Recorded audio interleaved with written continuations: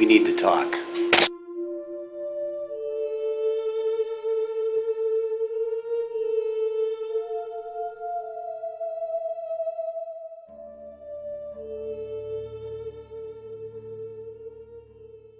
At this point, we have 9 years of hard scientific evidence that disproves a government theory about what happened on September 11th, and yet people continue to be either oblivious to the fact that this information exists or completely resistant to looking at this information.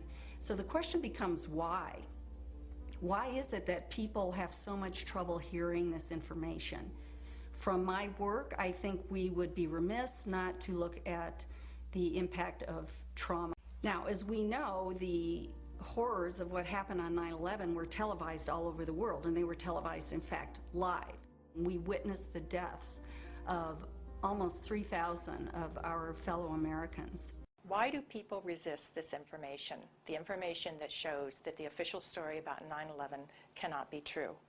What I've learned is that as humans, each of us have a worldview, and that worldview is usually formed in great part by the culture we grow up in. When we hear information that contradicts our worldview, social psychologists call the resulting insecurity cognitive dissonance.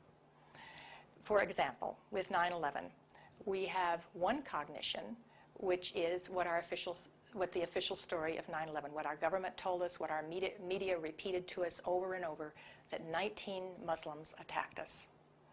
On the other hand, we have what scientists, researchers, architects, engineers are now beginning to tell us, which is that there is evidence that shows that the official story cannot be true. So now we've lost our sense of security. We are starting to feel vulnerable. Now we're confused. 9/11 truth challenges some of our most fundamental beliefs about our government and about our country.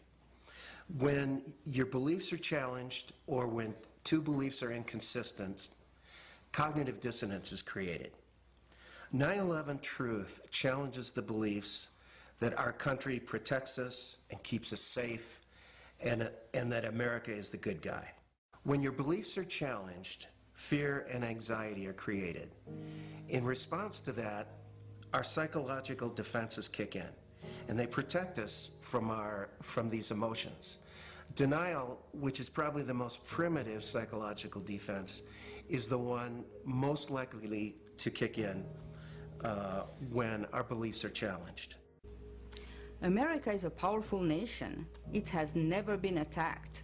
We were confident, we felt secure, and all of a sudden that security collapsed. People started to be fearful. With all those rumors, those news, people didn't know what to think about.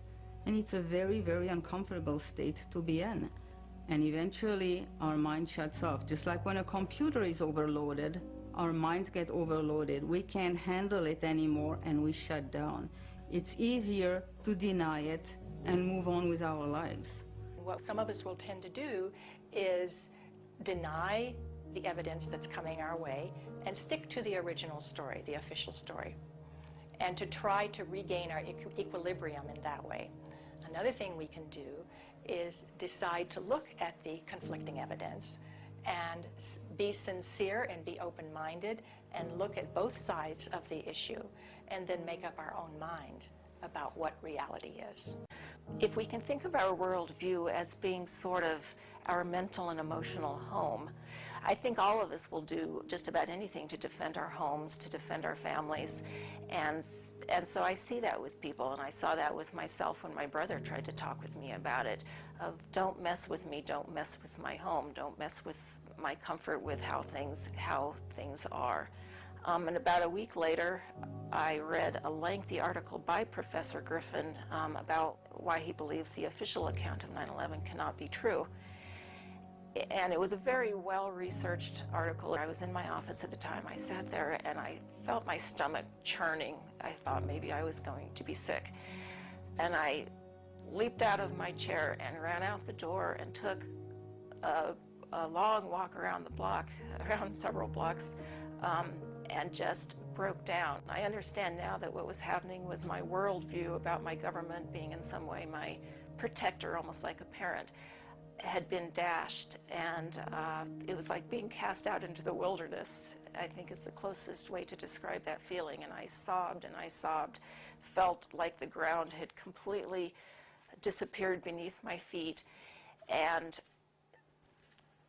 I knew at some point during the walk that I knew that I was going to have to become active in educating other people about this, that for me to retain any sense of integrity, I was going to have to take some action. I couldn't just let something like this go. Here are a few of those spontaneous initial reactions to hearing the contradictory evidence about 9/11. I don't want to know the truth, or I'd become too negative and psychologically go downhill. I'm not sure I want to know.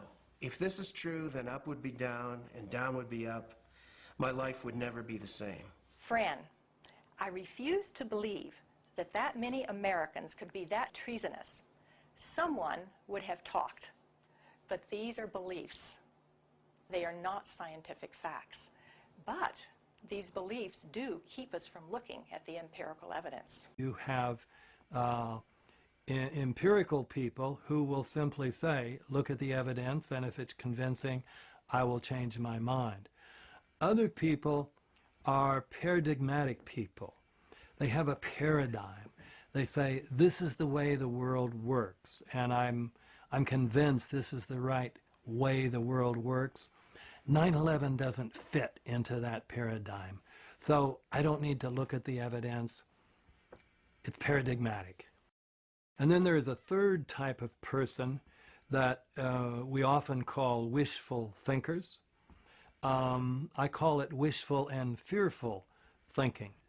So they simply will not believe something that they fear to be the truth. And I found that maybe to be the most powerful factor of people rejecting 9/11 truth and not even entertaining the evidence. So whenever we say, I refuse to believe, we can be sure that the evidence that's coming our way is not bearable and that it's conflicting with our worldview much too much. Denial protects people from this kind of anxiety. As I thought about all of these responses, I realized that what is common to every one of them is the emotion of fear. People are afraid of being ostracized, they're afraid of being alienated, they're afraid of being shunned, they're afraid of their lives being inconvenienced, they'd have to change their lives, they're afraid of being confused, they're afraid of psychological deterioration, they're afraid of feeling helpless and vulnerable. And they're afraid that they won't be able to handle the feelings that are coming up. None of us want to feel helpless and vulnerable. So we want to defend ourselves. And the way we often do that is with anger. So then we become angry. And when we become angry, then we become indignant. We become offended. We want to ridicule the messenger. We want to pathologize the messenger. And we want to censor the messenger. Healing comes through facing the truth, experiencing it, allowing the feelings to come in, so that if there are feelings of fear that perhaps these events were caused by something that we haven't thought about yet, dark elements within our society, for example, we'll let that come in and explore it. Let the light shine on whatever happened. This will be the most healing process. The Germans did this after their war. The South Africans did this after apartheid. Reconciliation through the truth is what is a deep path to psychological recovery from the myths and lies around which this historic event has been cloaked in the official view. I think as a psychologist, to overcome our fear of the traumatic event with new information would be the best, healthiest route to our collective recovery from the trauma of 9/11. That, by the way, is a psychotherapeutic insight that to gradually uncover the truth in your own life the sources of anxiety, to make them conscious, is the royal road to recovery. One of the ways to deal with the trauma is to find the answers. That's why I think it is of such importance to have a comprehensive investigation. To work together to expose what happened, regardless of where the evidence takes us. That's what we expect in our state government, law enforcement. I think that by putting science together with the law, we will have a psychological healing around the impossible cognition that has been produced on that day. I believe that to be the kind of country that we think we are, we have to face some of the things that are not as we think they are. After World War II, part of the way that Jewish people honored the dead was by making sure that the truth was known and that the value of these people was respected. Not pursuing the truth about 9/11 disrespects the value of the life of the people that died. Thinking that we're above such things, that it could happen in other countries, but it couldn't happen here, that's a lack of humility, and that's excessive pride. And so not being able to see our dark side or our weaknesses is the most dangerous thing. The observation that pride is one of the basic human flaws is absolutely correct. This is especially true for Americans because we for a long time looked at other nations and say, oh, they're in such bad shape, but luckily we don't have those problems. We don't have leaders who would do those things that were done in the Soviet Union, or done in Germany, or done in Japan, and on down the list. So this is a type of pride that Americans have. A feature of American history that makes us particularly liable to this pride is this notion that's called exceptionalism, that America is the exceptional nation. And that began from the beginning. As this country was formed, the people would say, well, there was so much evil in the European countries, so much cheating, so much lying, so much using the people for the ruler's purposes, but not in America. We have leaders that are free from those sins.